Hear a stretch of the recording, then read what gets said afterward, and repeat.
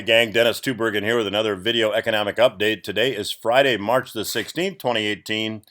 And today I want to talk about demographics. And you see on the screen in front of you, I have a chart from the United States Census Bureau. And it's titled An Aging Nation. And by 2035, according to the Census Bureau, for the first time in U.S. history, older adults are projected to outnumber children. Now, if you take a look at the chart, you can see that by 2060, there will be 94.7 million adults over age 65 and 79.8 million children under 18. 2035, it pretty much evens out, and of course, today it's 73.6 million children under 18 versus about 50 million adults over age 65. Now, this has significant implications for the economy over the next 10 to 20 years.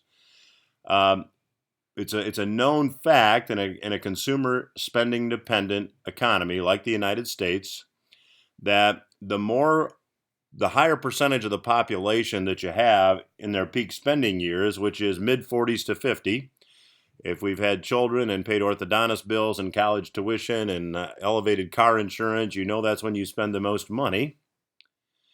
Then the more folks you have in that area, the better it is for the economy. Now, this means that as time goes on, demographically speaking, we're going to have an economic drag on the economy.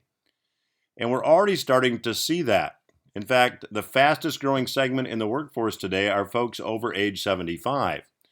Now, there's another article that I found that talks about the same issue with Japan. Japan is much further down the road with this than the United States. In fact, their population is not only getting older, their population is actually shrinking. And the title of the article, which if I page up here, you can see it was in the Atlantic, The Mystery of Why Japanese People Are Having So Few Babies. And I'll just give you just a bit from the article. It says Japan's population is shrinking. For the first time since the government started keeping track more than a century ago, there were fewer than 1 million births last year as the country's population fell by more than 300,000 people. The blame has long been put on Japanese young people who are accused of not having enough sex and on women who, the narrative goes, put their careers before the thoughts of getting married and have a family. But there's another simpler explanation for the country's low birth rate, one that has implications for the U.S. Japan's birth rate may be falling because there are fewer good opportunities for young people, and especially men, in the country's economy. In a country where men are still widely expected to be breadwinners and support families, a lack of good jobs may be creating a class of men who don't marry and have children because they and their potential partners know they can't afford to. This is kind of a vicious cycle. The more folks you have in their peak spending years, the better it is for the economy, and a healthy economy creates jobs. As this cycle of populations getting older and shrinking accelerates, economic opportunities diminish. So this is something that's going to be a big issue for the U.S. moving ahead. In addition to huge private sector debt levels, it's going to be a drag on the economy moving ahead.